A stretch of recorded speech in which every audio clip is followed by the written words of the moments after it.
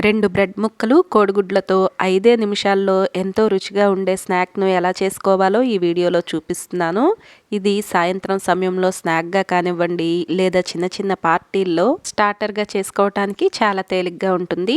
Welcome to Vantalammi. నేను మోనిక. మీరు గనక ఈ ఛానల్‌ను మొదటిసారిగా చూస్తున్నట్లయితే తప్పకుండా సబ్స్క్రైబ్ చేసుకోండి. ముందుగా 2 బ్రెడ్ ముక్కలు తీసుకుని ఒక పావు గ్లాస్ నీళ్లను బ్రెడ్ మొత్తం తడిసేలాగా ఇలా పోసుకోండి.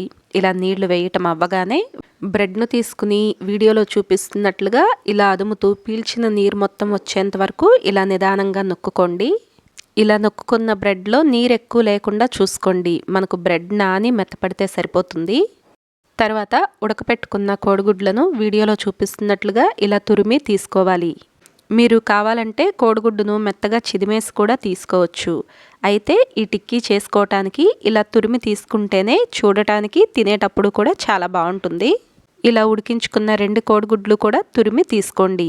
తర్వాత దీనిలోకి 1/2 స్పూన్ చిల్లీ ఫ్లేక్స్ వేసుకోండి. దీని బదులు కారం కూడా వేసుకోవచ్చు. రుచికి తగినంత ఉప్పు, జీలకర్ర పొడి, ధనియాల పొడి 1/2 స్పూన్ చొప్పున, కార్న్‌ఫ్లోర్ వచ్చేసి 2 స్పూన్లు వేసుకోండి. అవసరమైతే మరొక 1/2 స్పూన్ కూడా వేసుకోవచ్చు.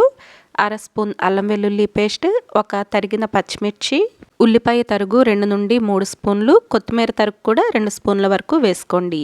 ఇలా వేసుకుని ఈ మొత్తాన్ని కలిసేలాగా కలుపుకోవాలి. బ్రెడ్ మనకు నానే ఉంది కాబట్టి ఇది కలుపుకోవటానికి ఎక్కువ సమయం పట్టదు, చాలా తేలిగ్గా కలిసిపోతుంది. అయితే వేసుకున్న పొడులు మొత్తం కూడా మనం కలుపుకునే ఈ మిశ్రమంలో సమానంగా కలిసేలాగా చూసుకుంటూ కలుపుకోండి. ఈ మిశ్రమాన్ని పిసికి బలంగా కలపాల్సిన అవసరం లేదు, చాలా తేలిగ్గా కలిసిపోతుంది. మీరు గట్టిగా కలిపినట్టయితే కోడిగుడ్డు తురుము పేస్ట్ అయిపోయే అవకాశం ఉంది. ఇలా నిదానంగా కలుపుకున్న తర్వాత 2 చేతులకు నూనె రాసుకుని కలుపుకున్న మిశ్రమంలో నుండి కొద్దిగా తీసుకోండి. దీన్ని మీకు నచ్చిన సైజులో తీసుకోవచ్చు. ఇలా ఉండలాగా చేసుకుని మనం వడలు ఎలా చేసుకుంటామో అలా నొక్కుకోవాలి. ఇవి మరీ పల్చగా అప్పడాల్లాగా కాకుండా కాస్త మందంగా ఉంటేనే బాగుంటాయి.